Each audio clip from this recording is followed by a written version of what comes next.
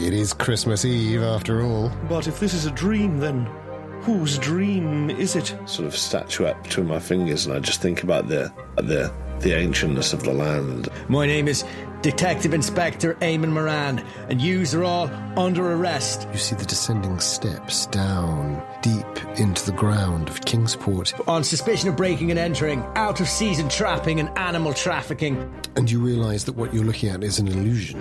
If I am their dream and they wake, will I cease to exist? Reloading and trying not to think about the arguments with my dad. Oh, too risky. It was always German first. And holding a picnic without a permit, which is contravening Kingsport food and beverage laws. By the way, the ram is wearing lederhosen. And you will come with me this instance, or feel the full force of the law. I wonder if this is a dream and it's not my dream. Some sort of theatrical bullshit. I don't know. And I think about flying and see if I fly. I am the lord of this forest, keeper of the feast. But I don't jump. You do not belong here.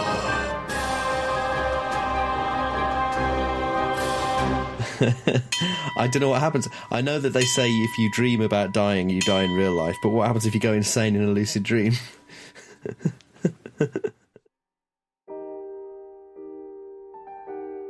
From the personal journal of Sultan Merriweather, resident of Kingsport, Massachusetts, dated December 1924. On the subject of Eleanor Belvedere and the Belvedere House, what a delightful position it holds in the northern quarter, overlooking the ramshackle and ever-descending rooftops, towers, and wonders of the town of mythic Kingsport. When not swept by rain or hammered by the winds of the Atlantic, Kingsport offers one of the most picturesque views of the south-facing entry of the Block Island estuary, leading ever deeper inland along the Sound to New York, with its myriad cultures and temples to fascination. Although we occupy this southern stretch, not so rarefied as Providence perhaps, we do offer a certain something to the visitor, and indeed to the keenest sort of antiquarian.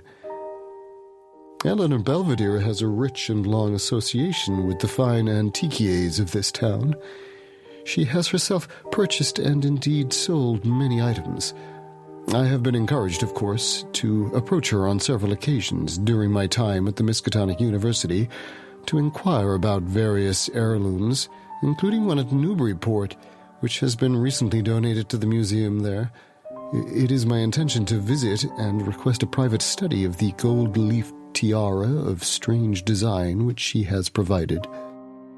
Belvederes have been in this part of the country since the founding fathers.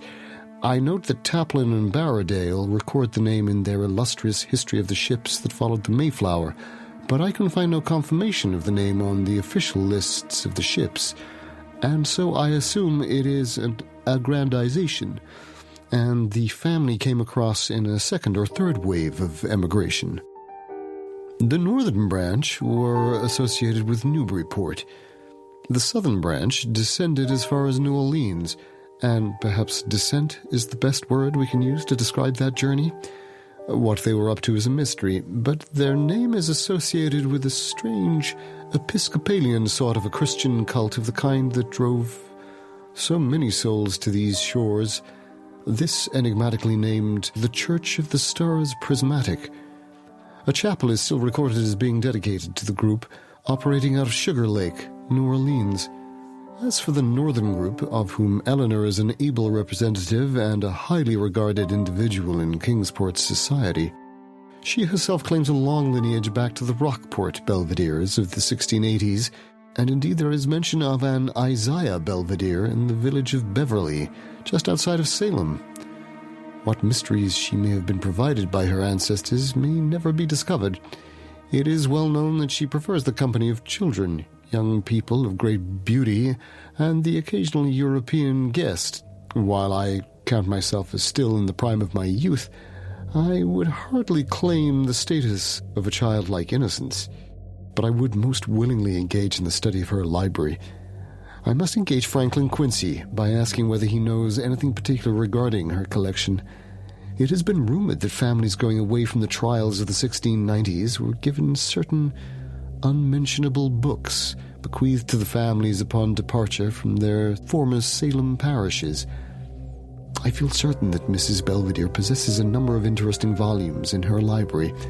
Indeed, a rough and much annotated record notes a number of esoteric titles, even including an abridged copy of the Book of Ibon, much valued by collector and academic alike.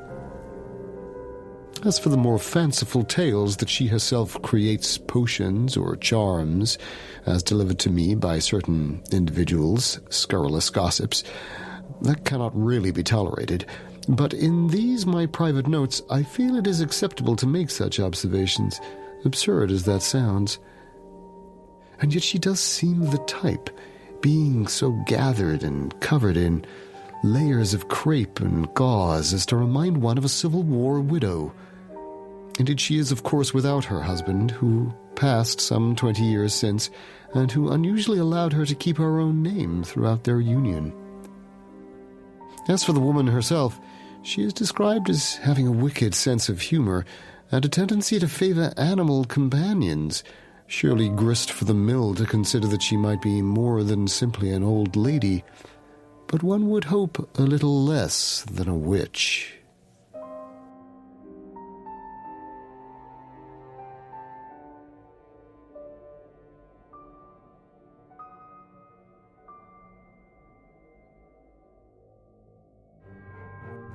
The Apocalypse Players present Christmas in Kingsport by Oscar Rios, heavily adapted by Joseph Chance.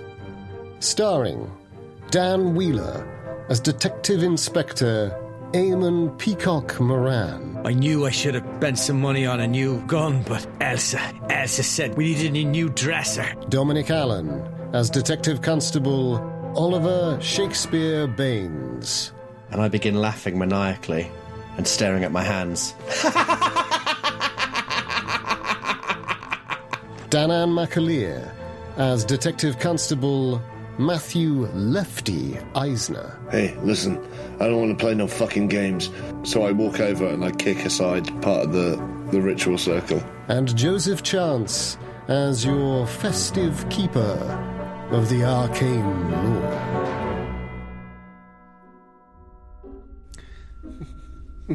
Well, I pull out my 38 and I say...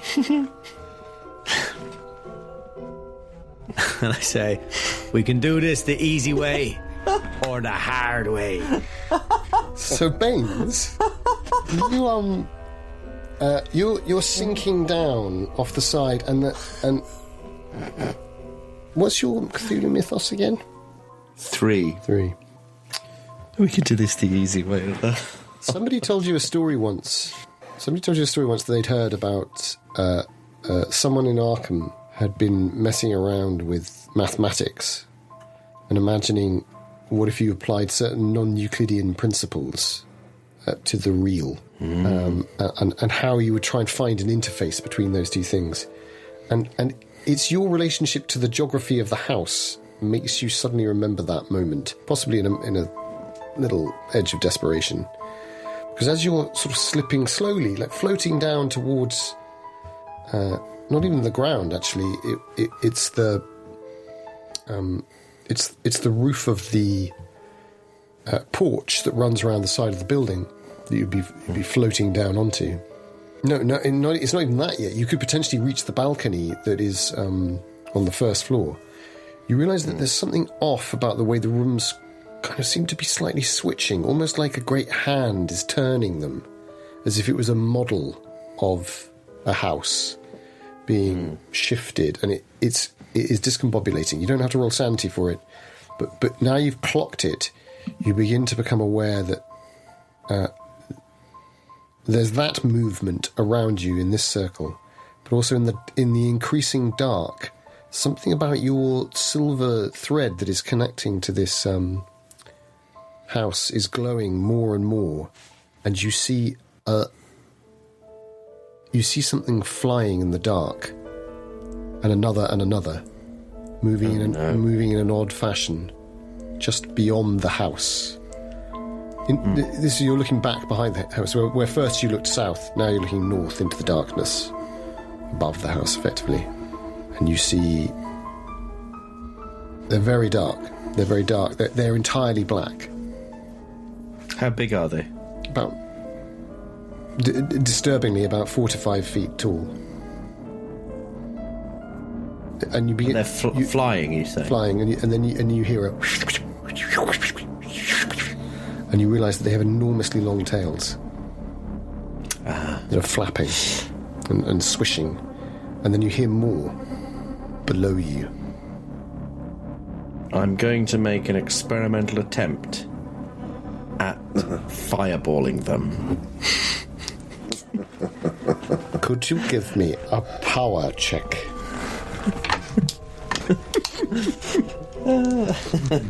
Because this went so well in real life.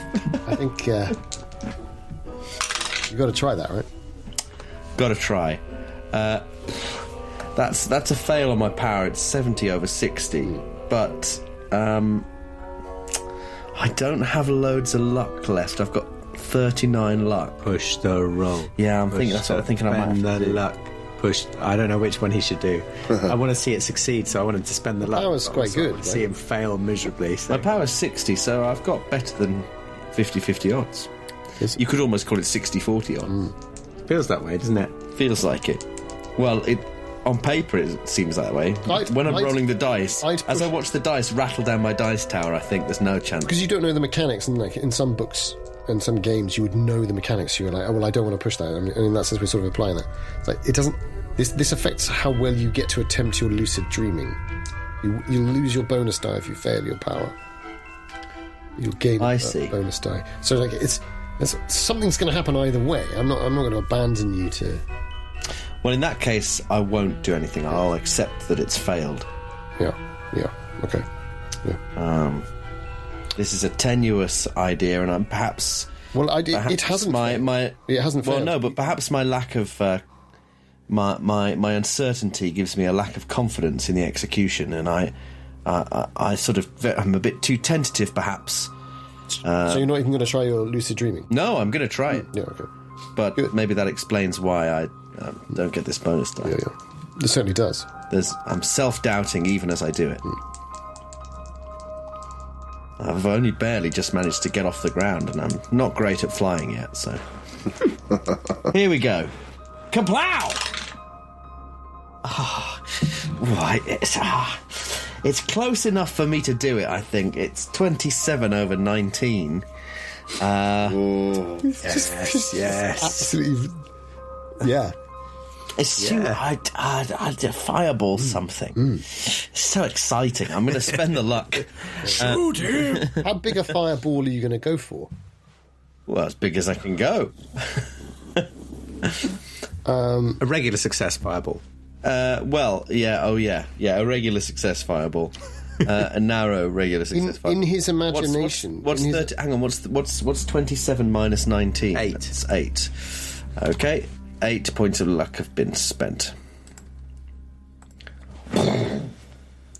Yes, carry on. In his imagination, is the fire from somewhere? Is it based on a fire that he's seen flying? Or is it based purely on the fancy of his mind's eye? It's based on most of the stuff he's read in sort of Conan stories. Right. So he puts his hands together and he imagines a small sort of sun, like a miniature sun, forming in between them that then shoots at incredibly high velocity. And grows in size? Potentially, yes. So it becomes more ragged around the edges as it burns the air around it. It is a missile. Yeah. As it burns up all the oxygen. Okay, yeah, so I think you're casting something that has the capacity to between 1 and 3 strength. What are you putting into it? Are you going to put all 3 in?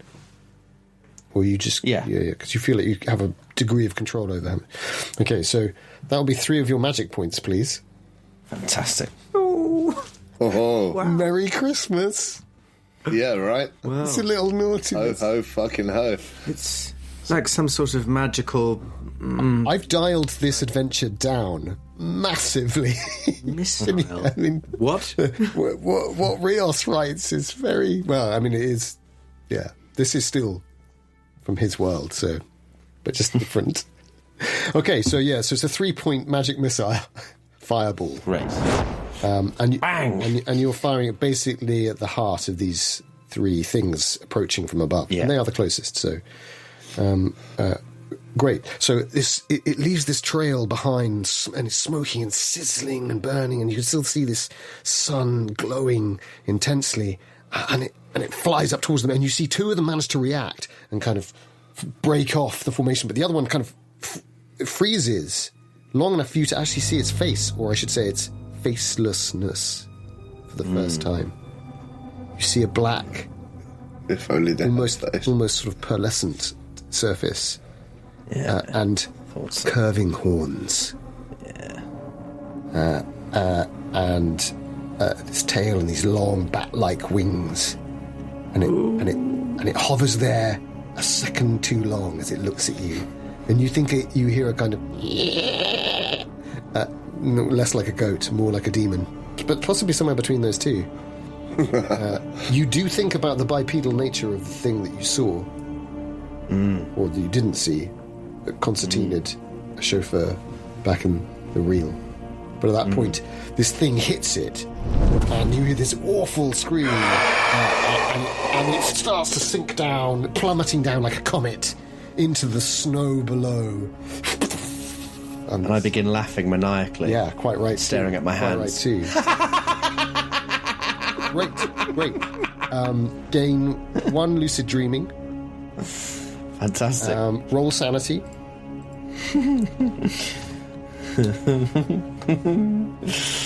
Ooh, yes. I should look this up. I should have known what this was. Would you believe it? A success. Yes, nice. But I think you still lose 1 for seeing this gaunt, We're close this now. gaunt, In the danger zone. this gaunt figure of the night. It seems to be made of night. And Well, at least if he goes mad now, at least he's got the power to kill everyone with fireballs. So could be There is worse. that. but you do gain 98 Cthulhu Mythos points. sadly only 1 Cthulhu Mythos. And You guys didn't play the game? No. There's a game I ran where at the end of it, it's a one-shot. At the end of it, you have the opportunity to stumble upon some knowledge, potentially, if you choose to. And if you do, you get 100 Cthulhu Mythos. It's the stupidest thing I've ever seen. You open this door, it's like, yeah, I want the knowledge. It's like, face melts. Ark of the Covenant, yeah. like opening the Ark of the Covenant. It's the good old days. It's the good old days. I love all that shit. Amazing. It's incremental shit that we have to go through now because we like it too much. So this thing drops and sizzles and burns, and a few others skitter, and you just for a split second, one tail touches the back of your thigh, and you feel this awful tickling sensation. It sort of shivers up your back. Horror. And you find yourself intuitively flying back up. Whoa! Why, you fools! It is the Balrog's tail wrapping around Gandalf's leg. Yeah. But it doesn't sort of hold you at that point. Although I'm going to give you this, Dom. You do get this as the player. Baines gets the distinct impression that there are more of these things, and they are somehow aware of you now. Yeah. I mean, obviously they're aware of you now because you just shot a fireball at one of them. You just shot. Yeah. That means I can do it again. You've announced your presence. Yeah. The silver line is really strong, and you are cautious about it, but you can see another line beginning to develop, which you weren't so aware of, because it seems to be going a much greater distance, and it's going back towards your home, you realise. How odd. I mean, obviously, you don't see it go all that direction, but it just occurs to you in this great moment of increased knowledge of the realm of the dream. So, Eisner, what would you like to do? So, I've just read through this thing. Yep. I'm also, like, compared to the other two, I think I've probably seen a lot less. So I need to not get carried away by that. I need to explore the top level of this house. I think the first thing I might do is go over to where the blood-stained handprint is on the open window. Shotgun at the ready, and just, like, lift it up further, like, throw it up, and see if there's anything out on the roof that I can see. Well, the first thing I can tell you is that those fingers are very long. They're not like a normal human being's fingers. Oh. Which is disconcerting, but you've been through enough casual disconcerting shit for today. That doesn't mean sanity check, but you're pretty sure as well that you can see claw marks.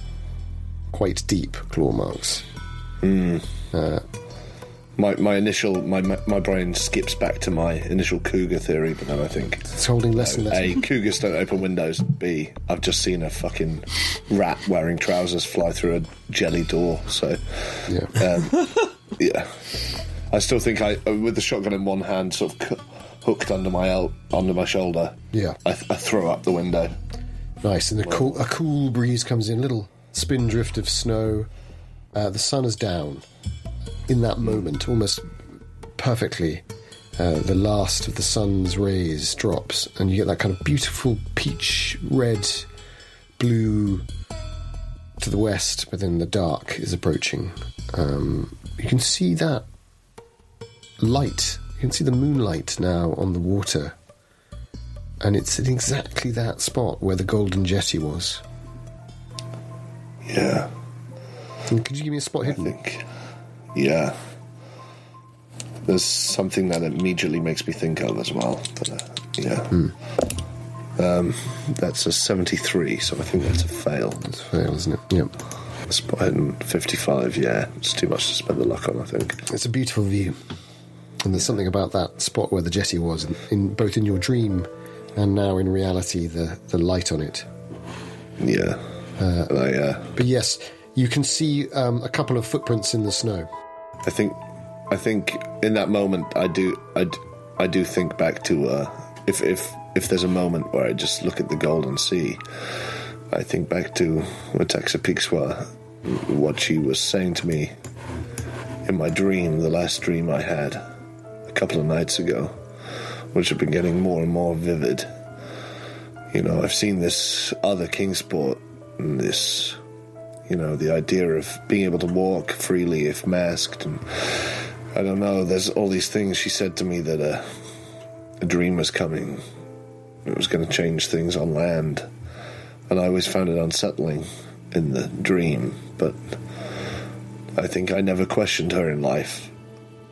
And there's something about seeing the sea glowing that calms me, and makes me think of her, and sort of steels me to maybe... go through the rest of this top room, maybe being less scared of things that are masked. Or maybe it's enough to get that tracking eye of yours back on the prize, and you realise a little conundrum is solved, maybe with the coolness that you've found there.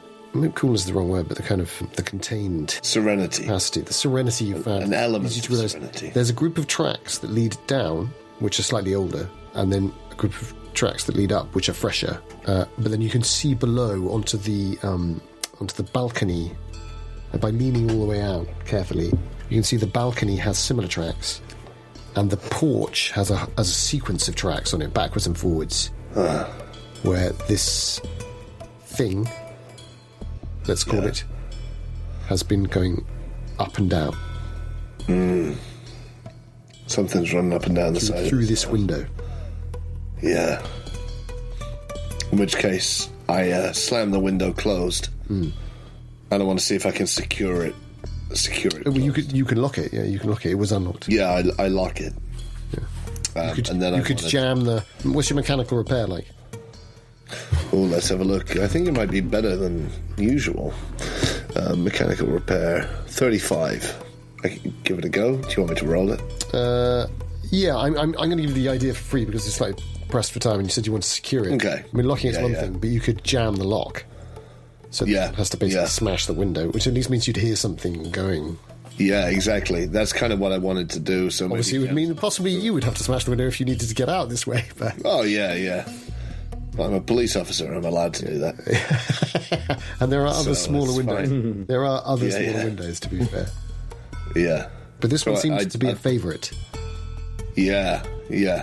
A lot of footprints and bloody handprints. You're just getting this intense sense that it was this place that... I want to put a stop to whatever this nonsense is that's been going on here. Give us a mechanical repair, and I'll stay with you for a little bit longer. Yeah.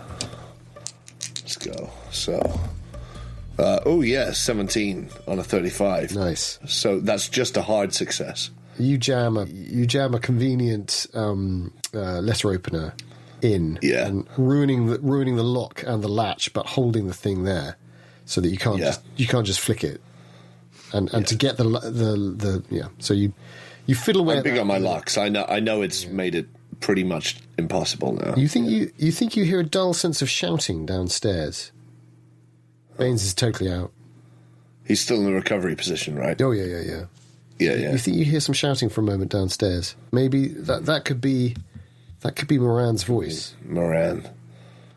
Does it sound panicked or does it sound?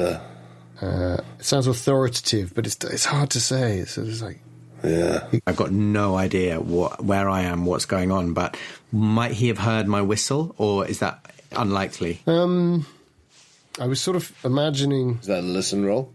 A whistle roll? I was sort of imagining that's about to follow. I'm sort of imagining he's at the point where You're just remonstrating. you've delivered your first.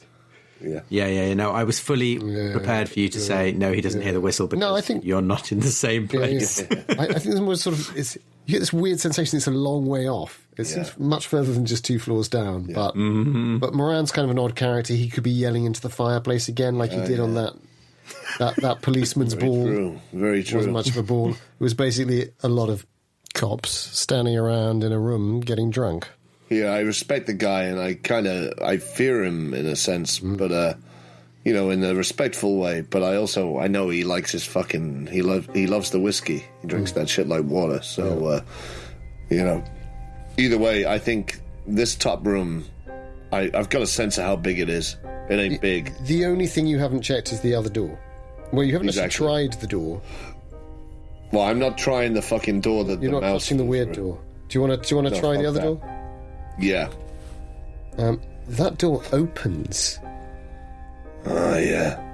And there's a lovely bedroom with a man and a woman sleeping together in it. What the They fuck? seem to be deeply, deeply asleep. And the only thing that you can see that is slightly odd is that there's a circle around the bed in a sort of ritual pattern, shall we say. It runs under the bed, one would assume. I mean, you can't quite tell. Yeah. Which seems to be made of stones and bits of pine tree and a little bit of sand, a few odd bits and bobs. A couple of nails, you notice? Yeah. I think I'm quite shocked by the fact that can I see them breathing? That's my first. They're shallow, like Baines. They're shallow and deep. Yeah. And do I recognise she's them? rather attractive. They're both in. You say they're both in their 40s. Yeah. Do I recognise either of them? I assume not. No. And anything else? If I do a quick sweep of the room, is there anything else that? There's some personal items.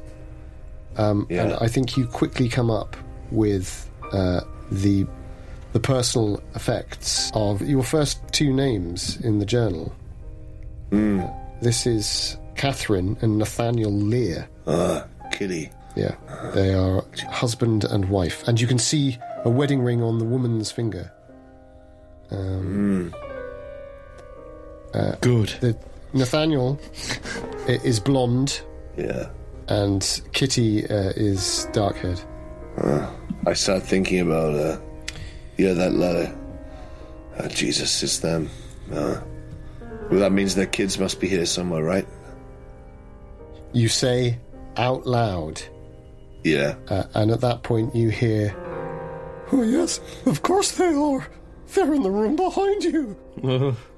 Where the fuck's that voice coming from? Right behind you. Oh, fuck.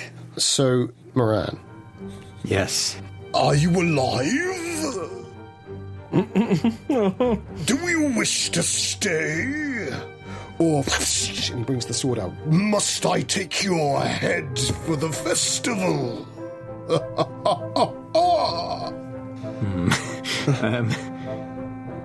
Is he within striking range? He's still at the other end of the table, right? He brings his face horrifically close to you in a speed that defies celerity and says, Would you like to play a game? Could I do a psychology check on this character? Yes. I mean, I'm interested in anything you can tell me, but specifically, do I recognise him as a type? Like, is this the sort of, like, bravado you get from a sort of underworld boss, you know? Or is it more of the crazed mania of someone who's escaped from the asylum? These are both excellent places to start.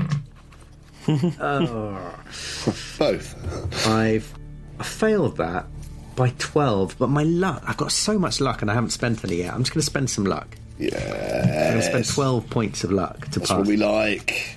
Yes.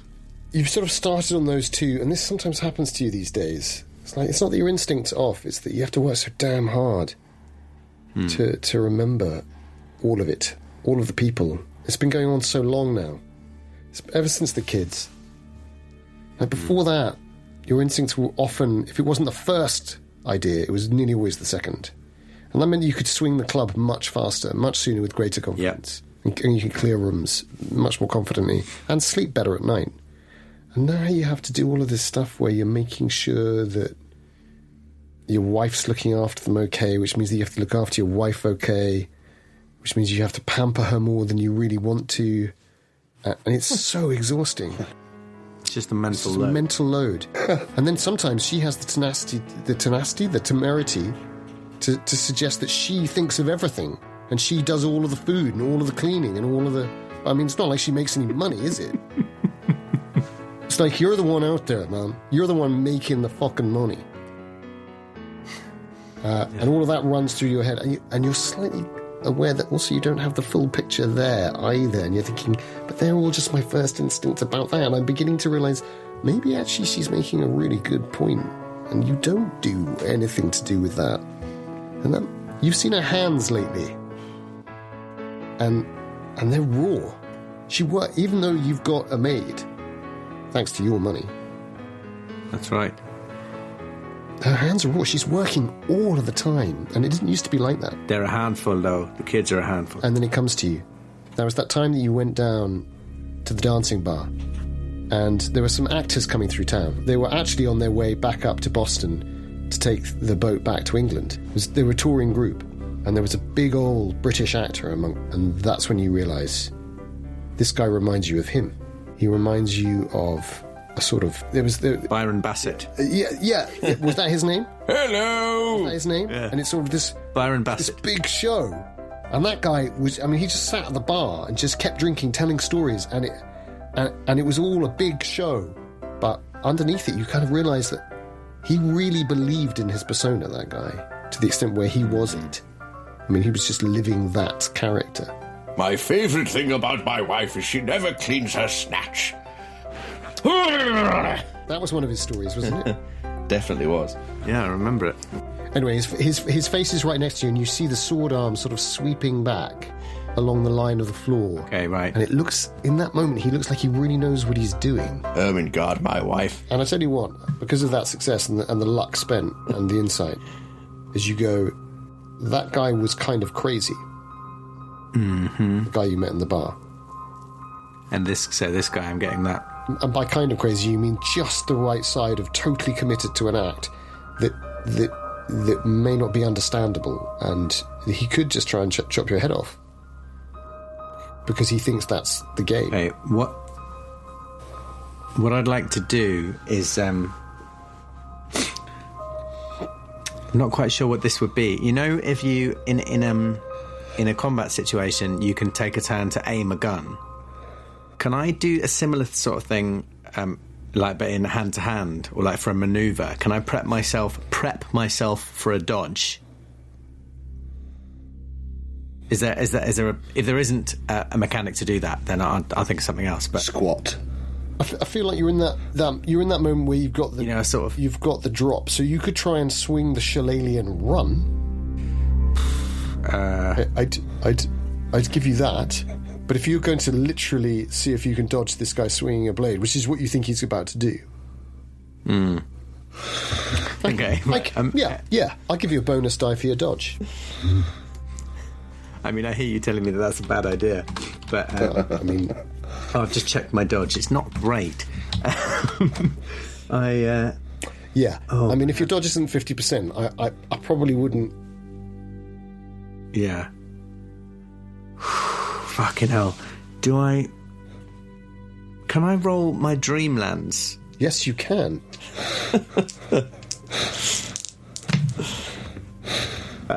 Well, no, that's... I mean, I was never going to pass it, but I'm nowhere near. And actually, because of your excellent psychological understanding of him, I will give you a bonus die. So you can have another shot. Okay. No good. It's a shame. Thank you, though. Okay, right. I think in this instance, discretion is the better part of valour, and I'm gonna run back to where I think the door is. Yeah. You're just going to sprint. Yeah. Fucking hell. Sorry, my brain's not operating properly today. No, I mean you guys are in you're in a hell of a house. So yeah, and you did a very interesting thing where you went to the other door and you pushed your way and all that stuff. So I think the whole point of impossible geometry and things like that is that your brain operating properly is an enemy anyway. Yeah, I think you're doing terribly well. Could you give me a power check if you're on that dash? My gun is drawn, by the way, so I don't necessarily want to go out of it, but I want to run to it, so that at least I've got something believable behind me. I failed my power check. Right. Yeah, okay. So you start to run, and the same thing that happened with the table getting long, the distance between the table and the door begins to span out. Oh, Christ. And so as you're running, it gets further and further, and it looks like it's going further away from you, which is terrifying. But what it does make you very, very aware of is a golden book on the bookshelf, which is glimmering, just sort of 3 shelves in on the side of the door side. Right, okay, near the door, but I'm not getting any closer to it. You're getting closer, it's just the distance to run is getting further away. So you are moving, but your gain is not as much as you would have liked.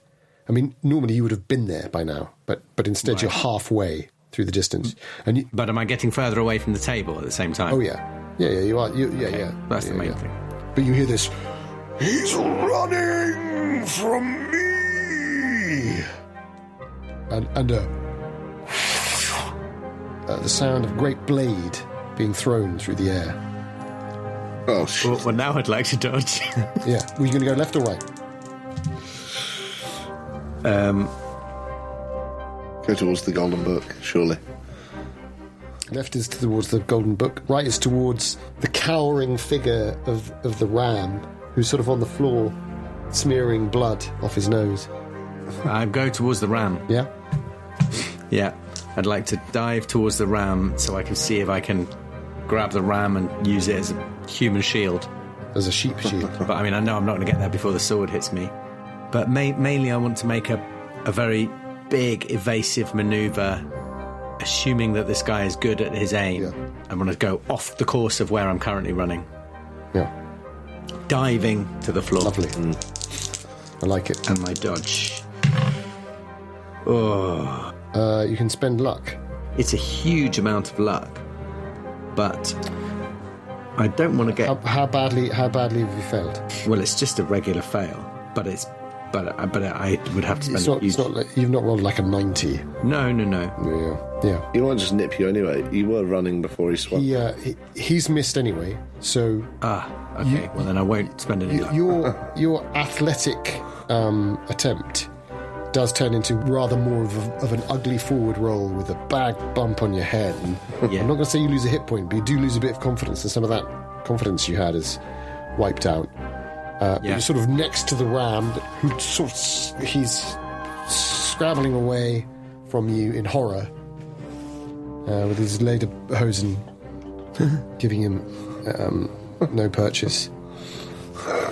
And the sword lands in the earth.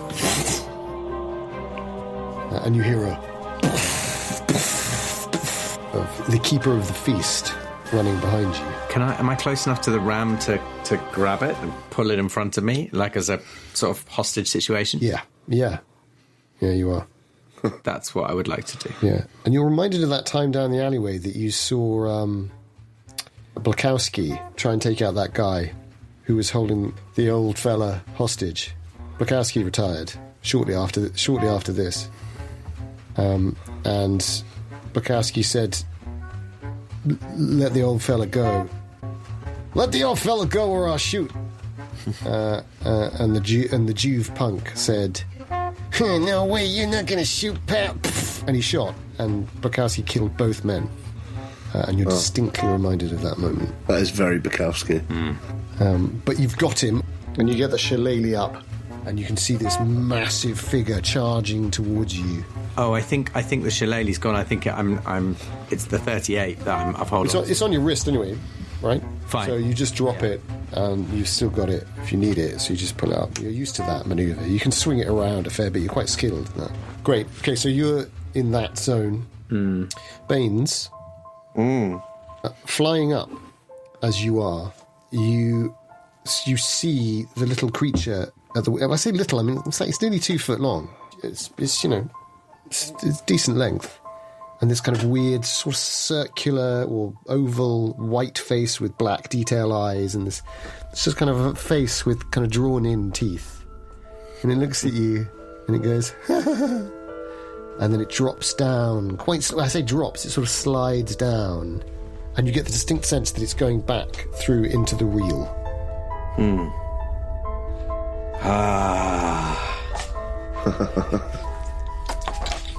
But I didn't see what was under the mask.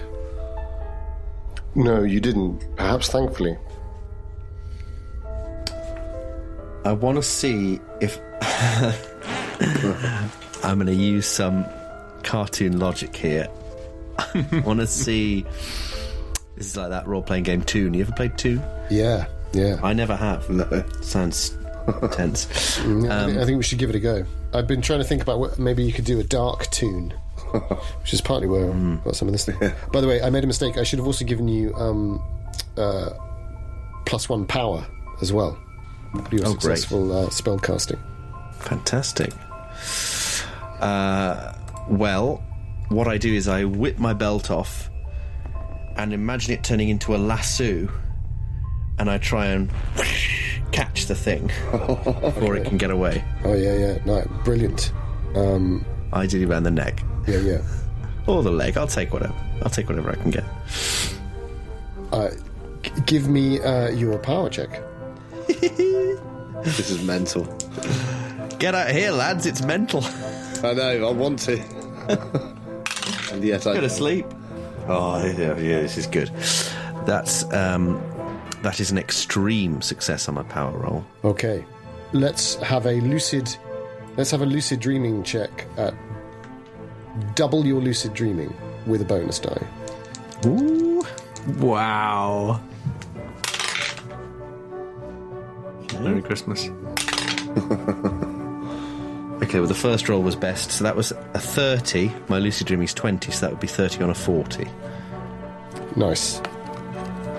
So not a hard success, but a good success, but a success nonetheless. Correct. Yeah. Yeah. Well, that's what counts. Okay, so I think the thing that you're most impressed with is you turn this, and are you transforming it into something else, or are you just using it as the belt?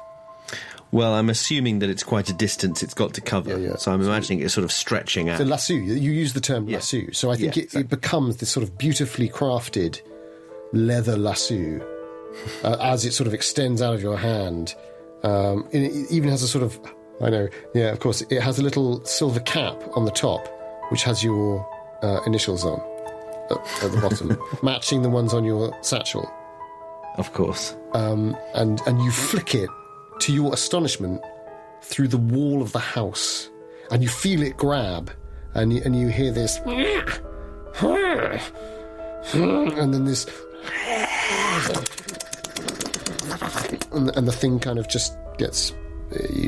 something has just bitten through with multiple mouths your leather thread.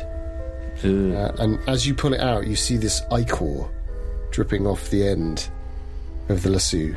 But you still have a Dreamlands lasso now. Fantastic.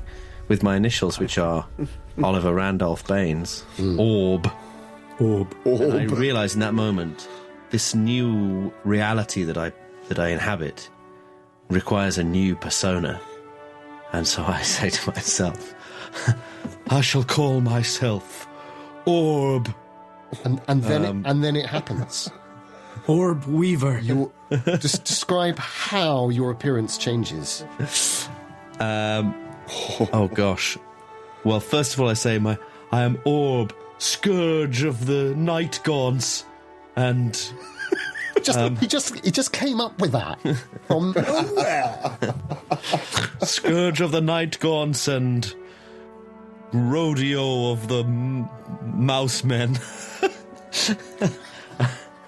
And in that moment, I turn into a sort of, I think probably a cowboy, A gaucho. but in black leather chaps and a big black fedora, little black shades, big black mustache. Oh, astonishing. Brilliant. Ridiculous. Are there any details, or are you like the night gaunts you hunt? Are you black like the night, or are you inlaid with silver, or is there a... Oh yeah, there's lots of silver detailing. Oh yeah, lovely. Yeah. Lots of little You got metal spurs on your Yeah, boots. of course. Yeah, silver spurs. Silver spurs. How does it? And how does it sweep rune over you? stones across the back of the jacket that just says Orb. Does it weave, or does it come up in a wave, or does it just sort of envelop you, or do hands come on and dress you, or is it? I think it bursts out of my skin. It was always there underneath. Of course it was. Yes. And now it's come out. Horrific stuff. This is Oliver Baines coming out. Yeah. Yeah. He's a Like a rhinestone cowboy. It's gone quite Lone Ranger, hasn't quite it? something. Sort of Robert E. Howard meets Lovecraft in a tough Western take on the Dreamlands. Made sense at the time.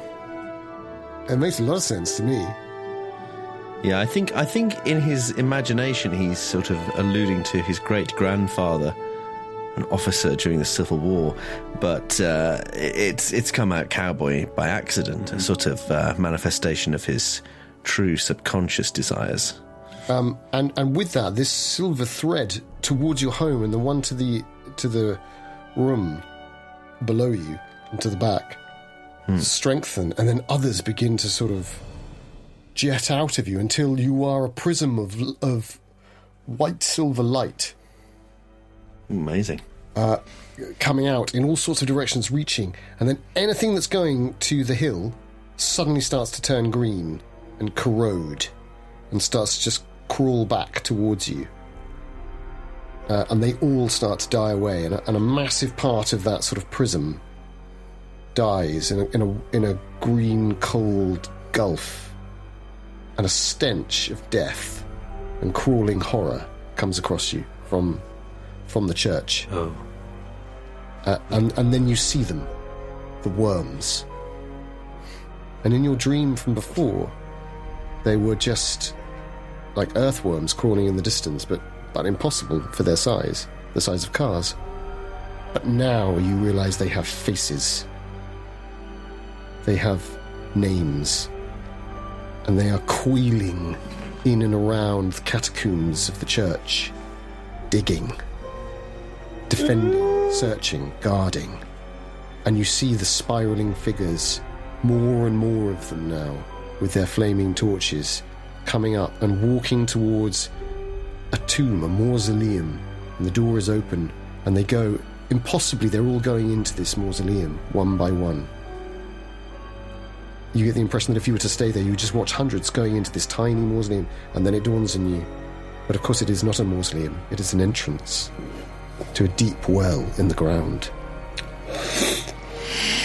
Could you give me a Cthulhu Mythos check? So we've got very Ligotti all of a sudden. Yeah, I think he likes the festival. He likes the festival, doesn't he? Underground worms. Yeah. Oh, an 8 on my Cthulhu Mythos, was that? Yes. I'm going to spend the 4 points of luck. If Baines comes out of this with his sanity, we are mental. We're in for a treat. He's not going to be winning any raffles anytime soon, I can tell you that. You begin to realise that it is a place of worship still, but the top is the representation of, in the same way that the real is the representation of a much greater realm of the dream, which is perhaps where you should be, you're beginning to realise, or perhaps where you feel more your own self, true self. The church top above the hill is like a cap that could unscrew, and underneath it lies not just monsters, but gods.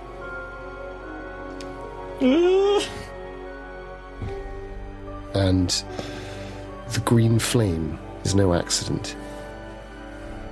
This is the place that they used to speak of, where a green flame is hidden. And you always thought that was just a metaphor. It's just a kind of description of an alchemical fire. It's the green fire of Hermes Trismegistus. No. Now you see. It's real. The dream lets you see it in a way that doesn't just destroy your mind. But even still, I am going to need a sanity roll. Ooh. This could destroy my mind. Miraculously, I've passed. Well, probably because you are still dreaming. 28 on a 43. But with that, you feel the line to the room below you go hard. Ooh. And you suddenly feel tethered and drawn, as if someone has suddenly found it and is pulling it. Ah. And you move at immense speed towards the roof, the slate roof. And just when you think you're about to be broken into pieces, you're pulled straight through the roof into the back left bedroom. And you land on the ground, and you're disorientated, and you look around, and you see before you is the thing that you were tethered to. It's a copy of Mother and Boy Monthly. and it's a picture of you and your mother in police uniform. And it's open by the bed of a witch. So we cut back to Eisner.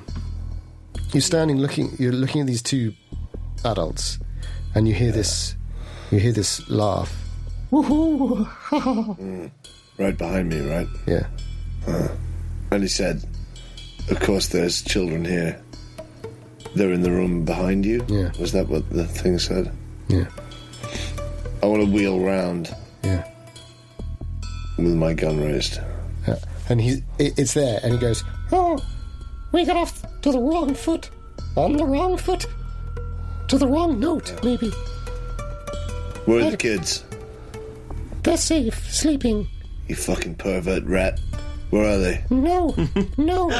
I'm checking they're okay. Yeah. Why? Why are you laughing like that?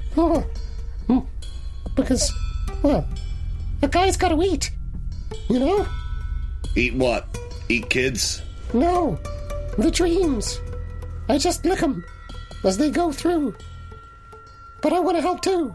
We both do. Who are these two? We both do. But she can't come out. Why, Kitty and... He's held us all here. Kitty and Nathaniel. But I can move around. Honestly, I can move around. Because I don't come from here. She's got to stay. I'm hers. And she's mine, you see? Who's she? Aunt Nora. Where is she? Don't shoot. I'm on your side. Hey, listen, I'll tell you whether or not I'm going to shoot. Where's Aunt Nora? I think you're lying to me. I think you're gaming with me, aren't you? Do you want to play a game? Hey, listen, I don't want to play no fucking games. Tell me about Kitty, Nathaniel. Why are they asleep? What's that shit around them? They're not important. They're just their parents. Oh, they're not important? So I walk over and I kick aside part of the ritual circle. Okay, just give me a power check. Yeah. There it is. I mean, I should have maybe done an occult roll, but I have no idea. The damned. Ooh. Okay, yeah, I did just succeed. I got a 49 on a 51 power. So you go to kick the... You just pull back and you go to... Yeah. And you're just sort of swipe away part of it. And it's like you're kicking an iron shell. Oh, fuck. You don't hurt yourself, but you bounce back off it. You see a sort of glimmering shimmer of the pillar that is surrounding the bed. They're all like it. They ain't important. They're all like Why it. are they? They were all... Only I can go through. Show me where the kids are. Oh, okay. So he runs over and he runs straight over Baines and kind of looks and paws like a monkey. Like paws at the waistcoat pockets and goes, oh, nice. And then goes up to the door handle, swings on the door handle and opens the door and drops. And you can see the kids there, and each of the beds has circles round. Oh, shit. And they look exactly the same, I imagine, or in the same style. Yeah, exactly the same style. All hey, listen. Sleeping very peacefully. I'm going to wake these kids up. I need to get them out of here. No, you can't do that. I don't think so. Why? Maybe this one can. Well, maybe you could try. You'd need a way in. There might be one in the library. Why don't you come down and see the doors? You know the ones. I ain't fucking listening to you, Jesus Christ. Oh, I'll go down. See, watch me. I'll go. Ha-ha. And What? Were you bringing me back something that'll help me snap these people out of their sleep? Come down to the doors. And he runs down the stairs. Okay, I sort of follow slowly, but I say as I'm going, you fucking try and pull anything, I'll blow your little fucking rat mask off, and then we'll see what's under there. I mean, you might wonder whether you do need the book. He might be wrong. Yeah. He might not know as much as he claims to know. I know, but at the same time, I just kicked that circle of loose rocks around the bed of the adults and almost broke my foot, so... Well, yeah. If there's one thing you... Well, he said he's going to bring something up to me, right? So I think I follow him to the stairs. He's saying come down. He's saying come down to the door. Oh, okay. I don't know what the fuck I want to do. Baines is still in recovery position. The others all those people are sleeping upstairs, but I don't seem to be able to get to them. I haven't tried the kids, sure, but I feel like that'll be a waste of time. I think my instinct is it'll probably have the same effect. So I think I do go with the mouse. Yeah, tempting. The monkey rat. The monkey rat thing. Its face begins to look more and more like a kind of Japanese theatre mask. Perhaps less like a cartoon, as it begins to engage with you further and further. And every now and then you think you see one eye just seems to slightly move over, as if there's another eye trying to push it aside. Ooh. I try and ignore that. It's sort of squatting in front of the fire door and says, Nora's in here. Right. The German's in that one. He fancies himself as Italianate. Ha ha ha. And she's trapped in the other one. So, what's trapping him? Well, I should imagine he is. But careful. Who's he? You don't want him to come out. I hide when he comes out. I'll decide who I want to come out, thank you. It was the driver he got first, but I feel saddest about the maid. Did you find the maid? No, I ain't found no maid. What happened to the maid? Look below in the parlour.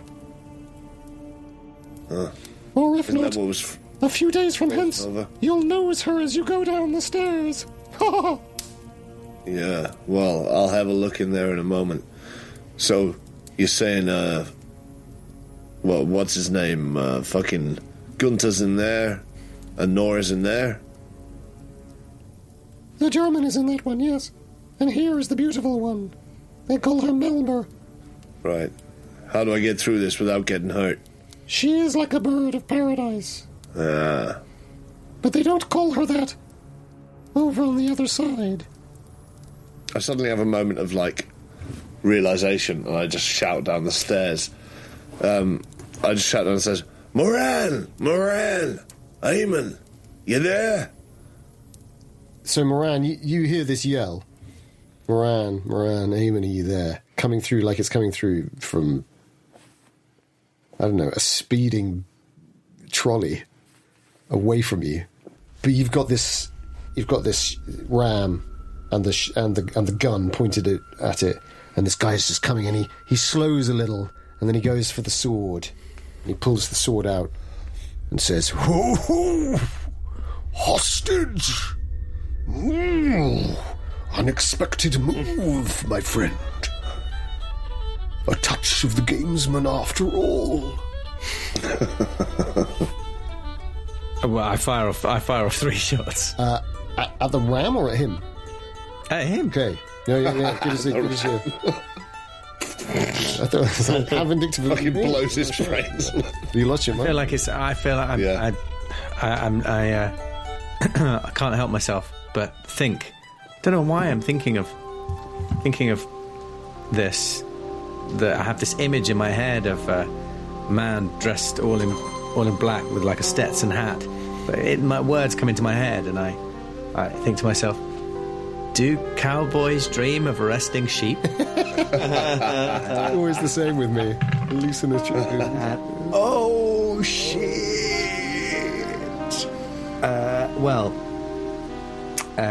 That's the name of the episode, surely. My gun malfunctions. It has to be right now. The gun malfunctions. My gun malfunctions. Oh. Fucking hell. With a 100. It sounds like you're all over it. Talk us through it. I imagine that's a good thing, right? So he doesn't feel I pull the trigger and it just clicks and it's jammed, and it's done this before. And I say, damn it, I knew I should have spent some money on a new gun, but Elsa said we needed a new dresser. And I throw the gun at the creature at the huge figure in a rage as I start sort of shuffling backwards towards the door. Nice. Beautiful. But you've still got the ram with you, right? Yeah. This is hilarious to the giant. He is holding his size. He pulls at his beard. He leans, and the great tears roll out from his eyes, and they drop to the floor. And little fishes come out from the floor, and they laugh too. And then bits of the trees bend their arms around, and they've got faces on, and they laugh, and everything's laughing. The golden book falls out of the shelf and tumbles and bounces in front of you and is not laughing. Its face looks at you with deadly seriousness, and it is the face of a beautiful young woman from your dreams. Is it Powers? No, it's the woman from your dreams. Is it Lucy Powers? Is it your wife? Is it your daughter? Is it Grania?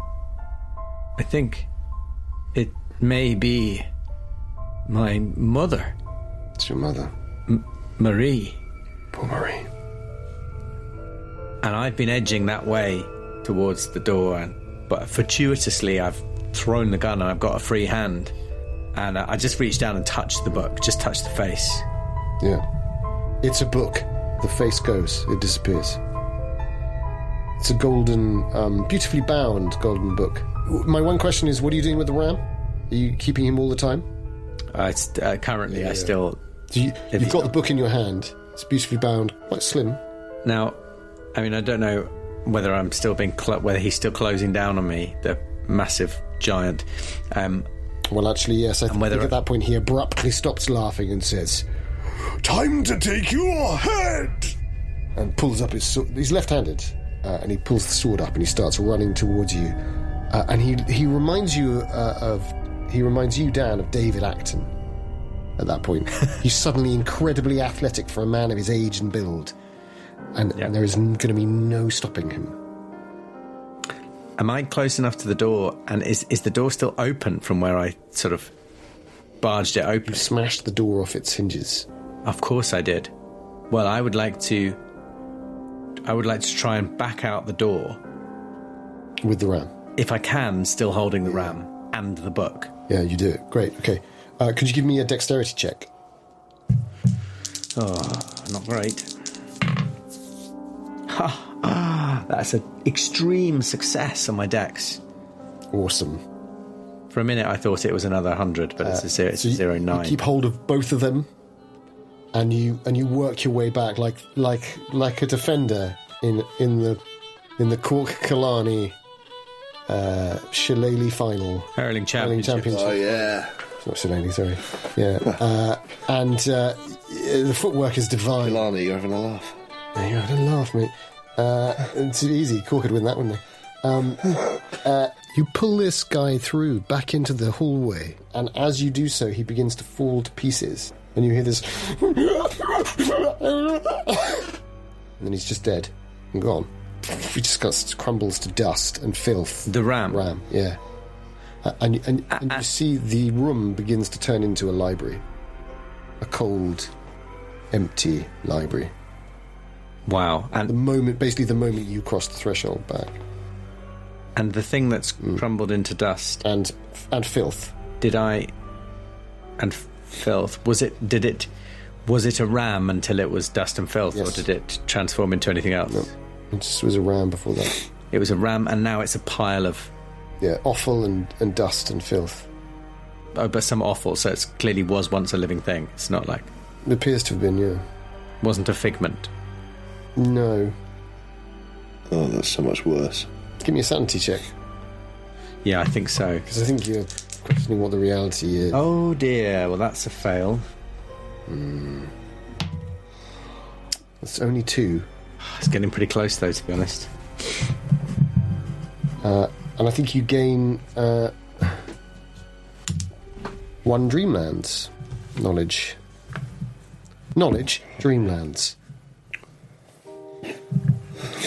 But the book has not crumbled to dust. It is called Dreams and Other Fire. It is anonymous. It appears to be a beautifully printed book in the style of the height of the Victorian printing period. Well, I shove it deep inside one of my pockets and realise when I put it in that my hip flask is in there, hip flask with the good stuff, and I take it out, and now I do drain it. Yeah. And I'm not going to let you stop me. No, I don't. I'm I draining don't want you to stop. I want you to roll your drink alcohol skill.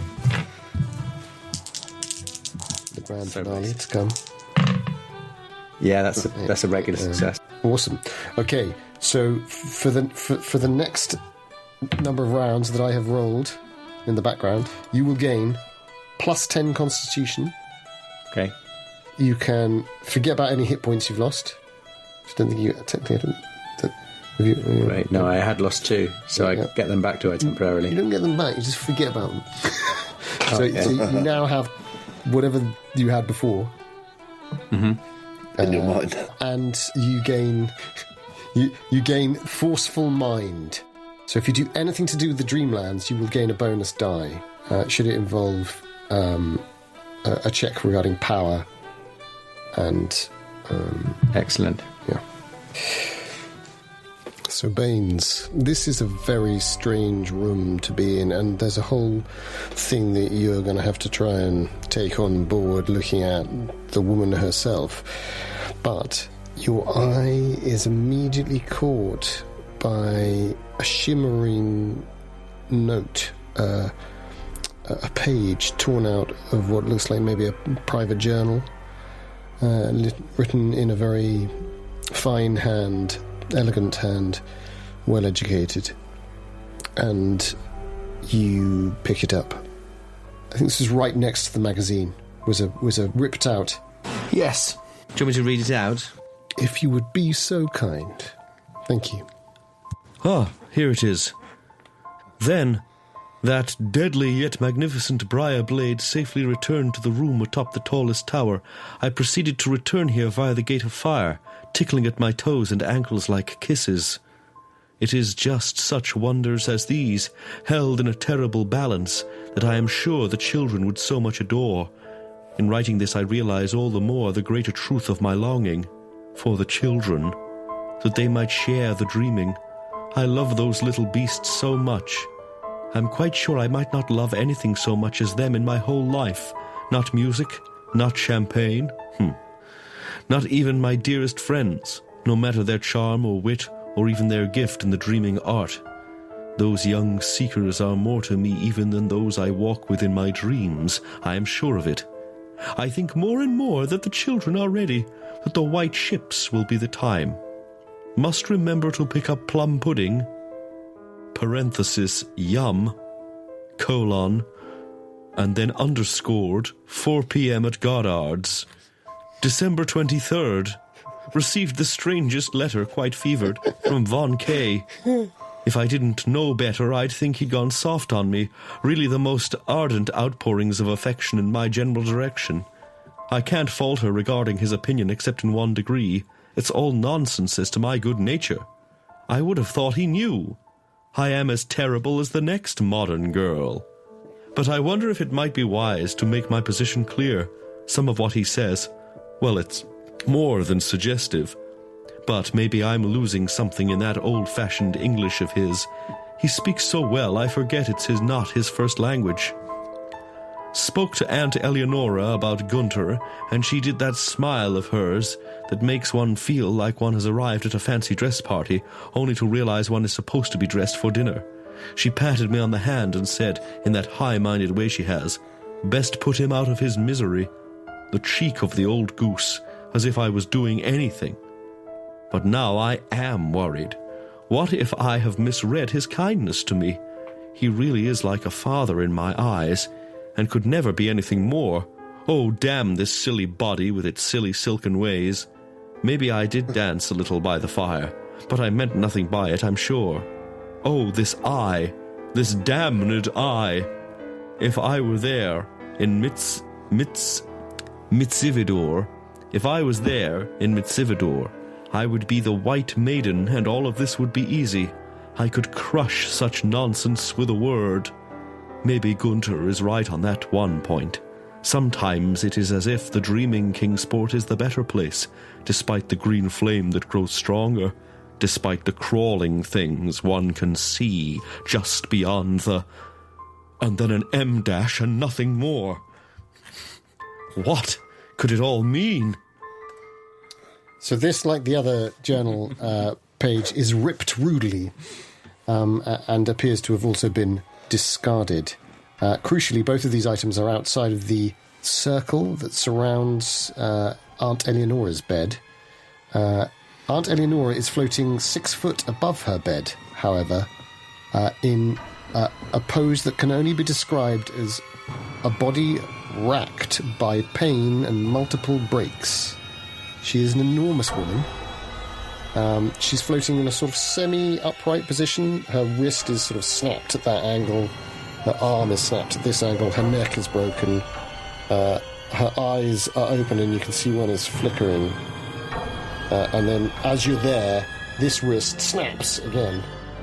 And as the wrist snaps, she screams in this wild scream, unlike anything you've ever heard. Sort of something between song and incantation, and things sort of rush under her skin as if she has creatures living inside of her in that moment, and they sort of rush through and underneath like many eels, perhaps. But this eye is flickering at you, and she's very clearly alive, even though her neck is at this impossible angle and her arm is at this wicked, crooked angle. Crooked, in fact, is the word. She has become this crooked mass of snapping and twisting, and it is vile to see. Egad, great Scott. Great Scott. Could you give me a sanity check?